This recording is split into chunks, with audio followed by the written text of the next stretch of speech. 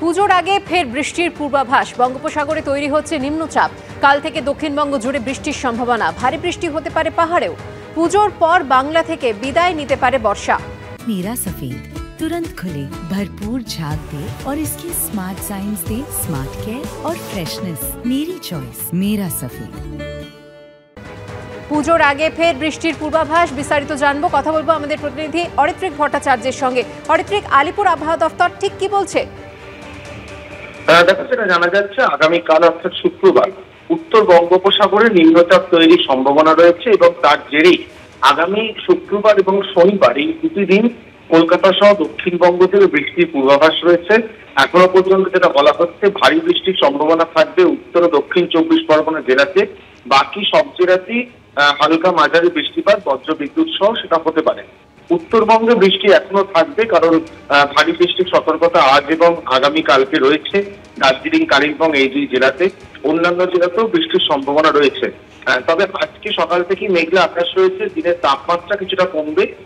বাতাসে জলীয় বাষ্প বেশি থাকায় যে আর্দ্রতাজনিত অস্বস্তি সেটা বজায় থাকবে এবং আজ থেকেই সামান্য বৃষ্টি শুরু হয়ে যেতে পারে, যেটা কাল এবং পরশু শুক্র শনিবার কিছুটা বাড়বে দক্ষিণবঙ্গে, এমনটাই জানাচ্ছে আলিপুর আবহাওয়া দপ্তর। ধন্যবাদ অরিত্রিক।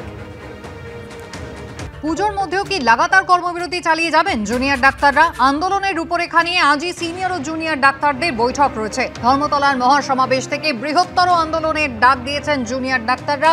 বিচারের দাবিতে এবার দিল্লি চলোর ডাক তাদের।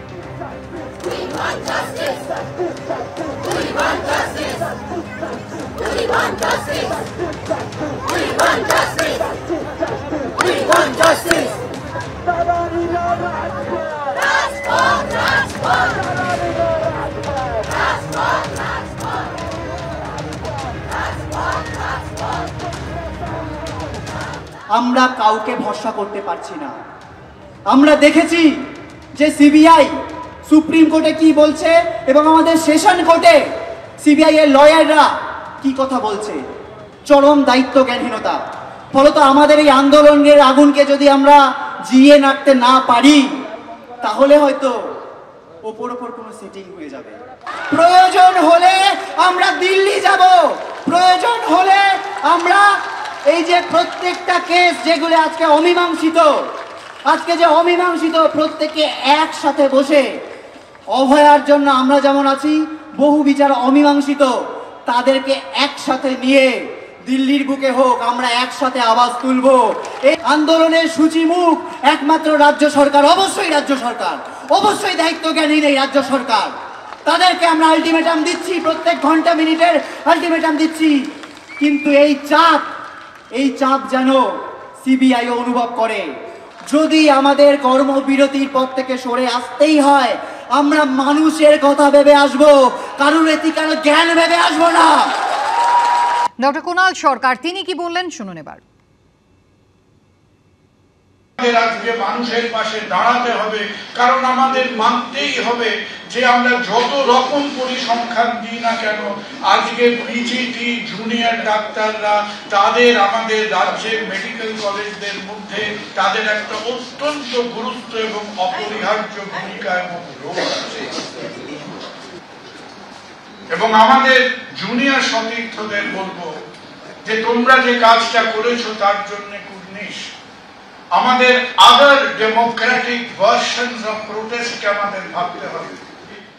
আজকে স্বাস্থ্য পরিষেবাকে মোটামুটি তার নিজের জায়গায় বজায় রেখে অনেক ঘাটতি আছে, অনেক সমস্যা আছে। কোথায় একজন ইনজুরি পেশেন্ট আছে, সেখানে সুতো ফুরিয়ে গেছে। আপনি সরকারি হাসপাতালে গেলে সুতো ফুরিয়ে যায়, বেসরকারি হাসপাতালে গেলে টাকা ফুরিয়ে যায়। আজকে স্বাস্থ্য ক্ষেত্রে উভয় দিকে সমস্যা আছে। তাই আজকে তাদের একটু মাথাটা ঠান্ডা করে বাস্তব পরিস্থিতিটা বুঝে এই ঝামেলার যদি একটা সমাধান আমরা নিজের থেকে বার করতে না পারি, তাহলে পশ্চিমবঙ্গের সামগ্রিক স্বাস্থ্য ব্যবস্থার মেরুদণ্ড চুরমার হয়ে যাবে।